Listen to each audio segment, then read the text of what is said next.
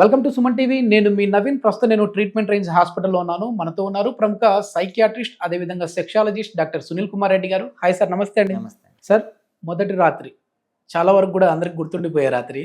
ఇంకొంతమందికి అయితే భయంతో గుర్తుండిపోతుంది, కొద్దిమందికి అయితే మధుర జ్ఞాపకాలతో గుర్తుంటుంది. సో ఫస్ట్ నైట్ రోజు సరిగా పర్ఫామ్ చేయలేదు అని అంటే అది కొంచెం భయం అనుకోవచ్చు. కానీ భార్యాభర్తలు ఇద్దరు బాగా క్లోజ్గా ఉంటా ఉన్నారు. సెకండ్ నైట్ అదే విధంగా ఉంది. తర్వాత ఒక 2 months 3 months 2 years తర్వాత కూడా అట్లే ఉంది. సో అది ఏంటి అంటే ప్రాబ్లం ఏమై ఉంటుంది? మళ్ళీ భర్త అనేవాడు, భార్య అనేవాళ్ళు ఇద్దరు కూడా హ్యాపీగానే ఉంటా ఉన్నారు. ఫస్ట్ అయితే భయంతో ఉండడం వల్ల అనుకోవచ్చు, కానీ ఇదే కంటిన్యూ అయితే ఏంటి ప్రాబ్లం? దీనికి ట్రీట్మెంట్ ఏమైనా ఉందా అండి? మనము ఇప్పుడు మీరు టిపికల్ కేస్ గురించే మాట్లాడారు. ఫస్ట్ నైట్ ఇంపార్టెన్స్ అంటాం, అంటే హనీమూన్ ఇంపార్టెన్స్. అంటే ఫస్ట్ డే అప్పుడు పాపం ఇద్దరు కొత్త వాళ్ళు ఒకరినొకరు తెలుసుకోవాల్సి ఉంటుంది. ఆ రోజు సెక్షువల్ యాక్టివిటీ అనేది అందరికీ జరగకపోవచ్చు. సో దాన్ని మనము కొలమానం లాగా తీసుకోలేం. అంటే ఆ అబ్బాయి ఇంకా పర్ఫార్మెన్స్ చేయలేడు, ఇంకా ఎందుకు పనికిరాడు అని చెప్పలేం ఫస్ట్ నైట్తో. సో అందుకని మనం ఎక్స్టెండ్ చేస్తారు. సో అది వెరీ నార్మల్. పర్ఫార్మెన్స్ యాంగ్జైటీలో, సెక్షువల్ డిస్ఫంక్షన్లో ఇది ఒక పార్ట్. బట్ అది కంటిన్యూ అవుతుంది. ఏ విధంగా? అమ్మాయి కోఆపరేట్ చేయట్లేదనో, లేకపోతే మనం ఇప్పుడే సెక్షువల్ యాక్టివిటీ వద్దు, ఒకళ్ళనొకళ్ళని అర్థం చేసుకోవాలనో, అలాగా వాళ్ళు రిలేషన్షిప్ అంటే ఫ్రెండ్లీగా ఉంటున్నారు, కానీ సెక్షువల్ యాక్ట్ బెడ్ వరకు రాలేకపోతుంది. సో ఇది చివరికి ఏమవుతుంది? 2 years అయినా సెక్షువల్ యాక్టివిటీ ఉండదు. సో నాకు టిపికల్ ఒక కేస్ అండి. బేసికలీ వాళ్ళు బయట నుంచి వచ్చారు, అదర్ కంట్రీ. వాళ్ళు హ్యాపీ లైఫ్ లీడ్ చేశారు, కానీ ఎప్పుడైతే 3 years దాటిపోతుందో ఇంట్లో నుంచి ప్రెషర్ పెరిగింది. సో యంగ్ కపుల్ అంతా హ్యాపీగా, ఇద్దరు ఉద్యోగస్తులు, హ్యాపీగా పని చేసుకుంటున్నారు, హ్యాపీ రిలేషన్షిప్ ఇష్యూస్ లేవు. బట్ సెక్షువల్ యాక్టివిటీ లేకపోవడం వల్ల పిల్లలు కలగలేదు. సో ఆబ్వియస్గా ఇంట్లో నుంచి ప్రెషర్ పెరిగింది, పిల్లలు కావాలి అంటే. అప్పుడు చిన్నగా అమ్మాయి చెప్పడం అనేది జరిగింది, ఈ విధంగా నాకు మేము సెక్షువల్ యాక్టివిటీలో లేము, మాకు పిల్లలు అందుకే కలగట్లేదు అని. దెన్ నా వీడియోస్ కానివ్వండి చూసి నన్ను అప్రోచ్ అవ్వడం అనేది జరిగింది. సో యూజువల్గా మనం పిల్లవాడిని అనుమానించడము, అమ్మాయిని అనుమానించడం కాకుండా కపుల్గా వాళ్ళని ఇంటర్వ్యూ చేయడం జరుగుతుంది. అంటే కపుల్ థెరపీస్ అంటాం. సో ఎవరిలో లోపం ఉందో చిన్నగా తెలుసుకొనేసి, పాపం వాళ్ళలో యాంగ్జైటీ ఉందా, అంటే సెక్షువల్ ఎడ్యుకేషన్, అంటే ఇండియాలో సెక్స్ ఎడ్యుకేషన్ చేసే అంత హాస్పిటల్స్, థెరపిస్టులు అట్లా కాదు, కానీ బట్ వాళ్ళతో ఈ చిన్న విషయాలు అయితే డిస్కస్ చేయాల్సి వస్తుంది. అంటే సెక్స్ ఎడ్యుకేషన్ అంటే మొదటి రోజు గురించి కావచ్చు, సెక్షువల్ యాక్టివిటీ గురించి కావచ్చు, కొద్దో గొప్ప యాజ్ ఎ కపుల్గా వాళ్ళతో డిస్కస్ చేయాల్సి వస్తుంది.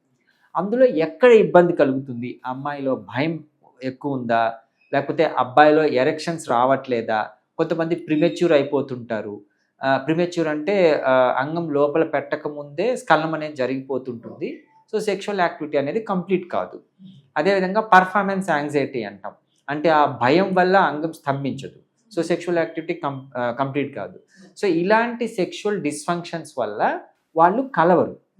దీన్ని నాన్ కాన్సుమేటెడ్ మ్యారేజెస్ అంటాం. సో ఇవి చాలా ఎక్కువ ఉన్నాయండి. రీసెంట్ మనము ఆండ్రాలజీ క్లినిక్స్ కానీ, సెక్షువల్ క్లినిక్స్ కానీ వచ్చే వాళ్ళలో 7 to 17% పాపం ఈ నాన్ కాన్సుమేటెడ్ మ్యారేజెస్తో ఇబ్బంది పడే కపుల్సే ఉన్నారు. సో అంత ఎక్కువ పర్సంటేజ్ ఉంది. సో వాళ్ళకి కపుల్ థెరపీ చేసి వాళ్ళని ఇంప్రవైజ్ చేయడం అనేది జరిగింది. నేను ఇప్పుడు చెప్పాను కదా, couple 4 years of married life there is no sexual act. వాళ్ళకి అబ్బాయిని పరీక్షించి పాపం ఎరెక్టైల్ డిస్ఫంక్షన్ ఉండింది పిల్లవాళ్ళలో, చిన్నగా కరెక్షన్ చేసి హార్మోన్స్ కరెక్షన్స్ చేస్తే హ్యాపీగా కపుల్ కలిశారు. సో చాలా హ్యాపీగా ఉన్నారు. సో ఇలాంటివి చాలా చిన్న విషయాలు, కానీ వాళ్ళు లైఫ్ లాంగ్ ఇబ్బంది పడుతుంటా, ఎవరికో చెప్పుకోలేక, స్టిగ్మా కదా. వాళ్ళు ఎడ్యుకేటెడ్ కాబట్టి, అది కూడా కొంచెం ఫ్రెండ్లీ నేచర్ తో ఉన్నారు కాబట్టి ఓకే.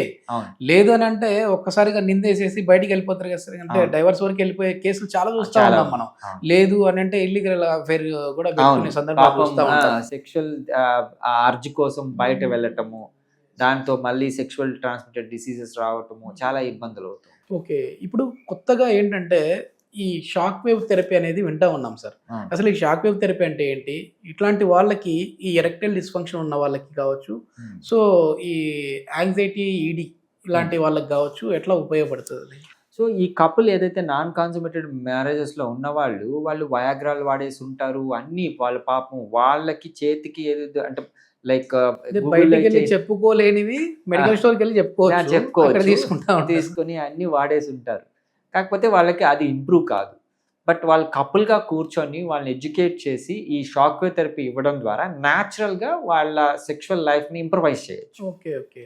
సో వాళ్ళకి ఎటువంటి మెడికేషన్స్ లేకుండా, ఇంజెక్షన్స్ లేకుండా, ఇంప్లాంట్స్ లేకుండా వాళ్ళ సెక్షువల్ లైఫ్ని ఇంప్రవైజ్ చేయొచ్చు. ఈ షాక్ వేవ్ థెరపీ అంగంలోని కణజాలాన్ని యాక్టివేట్ చేసి ఎరెక్టైల్ డిస్ఫంక్షన్ని కరెక్ట్ చేస్తుంది. ఓకే. ఇది ప్రాబ్లం అంటే అబ్బాయిలోనే ఉంటుందా, లేదంటే ఒకవేళ అమ్మాయిలో ప్రాబ్లం ఉండి అబ్బాయి కొంచెం దూరంగా ఉండడం వల్ల కూడా ఉంటాయి కదా కొన్ని, అట్లా మీకు తెలుస్తుందా వాళ్ళను కౌన్సిలింగ్ చేసినప్పుడు అది అబ్బాయిలోనా అమ్మాయిలోనా? ఆబ్వియస్గా అండి, మనం ఫస్ట్ ఇంటరాక్షన్లోనే మనకు అర్థమైపోతుంది. ఫర్ సపోజ్ వెజినిస్మస్ అనే కండిషన్ ఉంటుంది అనుకోండి. వెజినిస్మస్ అంటే అమ్మాయిలోని ఆ వెజైనల్ మజిల్స్ కొద్దిగా కాంట్రాక్చర్ అయిపోతాయి. అంటే సెక్స్ అనే భయంతో ఆ హోల్ అనేది గట్టిగా కుంచుకుపోతుంది. సో అబ్బాయి ఎరెక్షన్ అయినప్పుడు లోపల పెట్టలేకుండా ఇబ్బంది పడతాడు. ఇది చాలా టిపికల్గా ఉంటుంది. సో ఇప్పుడు అమ్మాయిని తప్పు పట్టలేము, అది అమ్మాయి లోపం కాదు, సెక్షువల్ డిస్ఫంక్షన్ అని క్లియర్గా చెప్పలేం. యాంగ్జైటీ వల్ల ఆ అమ్మాయికి ఆ వెజినిస్మస్ ఉంటుంది. అంటే తెలియని ఆందోళన, సబ్ కాన్షియస్. వాళ్ళు ఫ్రీగా ఉంటారు, సెక్స్ అంతా వాళ్ళకి ఐడియా ఉంటుంది, అంతా బాగానే ఉంటుంది. కానీ ఆ సబ్ కాన్షియస్ ఫియర్లో ఏంటంటే ఆ వెజైనల్ మజిల్స్ రిలాక్స్ కావు. సో ఆ ఇంపాక్ట్ మగవాడిలో మళ్ళీ ఎరెక్టైల్ డిస్ఫంక్షన్ వచ్చేదానికి ఇబ్బంది పడతారు. సో వీళ్ళు లాంగ్ టర్మ్గా ఎరెక్షన్స్, వీళ్ళు సెక్షువల్ డిజైర్ బాగున్నా, హ్యాపీగా ఉన్నా కానీ సెక్షువల్ డిజైర్ రాదు. ఫైనలీ ఈ అబ్బాయి ఎరెక్టైల్ డిస్ఫంక్షన్కి వెళ్ళిపోతాడు. సో మనం ఏం చేయాలా, యాజ్ ఎ కపుల్ థెరపీ వాళ్ళకి ఇచ్చి అమ్మాయిలో వెజినిస్మస్ తగ్గించి ఎరెక్టైల్ డిస్ఫంక్షన్ని పెంచి డిస్ఫంక్షన్ని ఇంప్రవైజ్ చేసి లైక్ షాక్ వేవ్ థెరపీతో పెట్టి వాళ్ళిద్దరిని సెక్షువల్ ఎడ్యుకేషన్ కొద్దిగా ఇవ్వడం ద్వారా హ్యాపీ కపుల్ అవుతారు. మామూలు షాక్ వేవ్ వల్ల మళ్ళీ సైడ్ ఎఫెక్ట్స్ ఏం రావు సార్? ఎందుకంటే కొన్ని రకాల ఈ మెడికేషన్స్ వాడడం వల్ల సైడ్ ఎఫెక్ట్స్ వస్తూ ఉన్నాయి, లైక్ వయాగ్రా లాంటివి. దీనివల్ల సైడ్ ఎఫెక్ట్స్ ఏం రావా? ఇప్పుడు వాళ్ళు ఎర్లీ ఏజ్లో ఉన్న కపులు, రీసెంట్లీ మ్యారీడ్ కపులు, వాళ్ళకి మనం మెడికేషన్ ఇచ్చి సెక్షువల్ లైఫ్ని ఇంప్రవైజ్ చేయడం ఏంటి అంటే ఒక మెడికేషన్ మీద సెక్షువల్ లైఫ్ ఆధారపడటం ఏంటి? అందుకనే ఈ షాక్ వేవ్ థెరపీని అని ఇస్తాం. ఈ షాక్ వేవ్ థెరపీలో 0 సైడ్ ఎఫెక్ట్స్. అంటే చిన్న డిస్కంఫర్ట్, అంటే అంగానికి ఒక మసాజింగ్ టెక్నిక్ లాగా ఇవ్వడం అనేది జరుగుతుంది. సో అంతేగాని దీనివల్ల లాంగ్ టర్మ్ ఎఫెక్ట్స్ కానీ సైడ్ ఎఫెక్ట్స్ కానీ అట్లాంటివి ఏమి ఉండవు. ఓకే ఓకే, చాలా మంచి ఇన్ఫర్మేషన్ సార్. థ్యాంక్ యూ అండి. Thank you.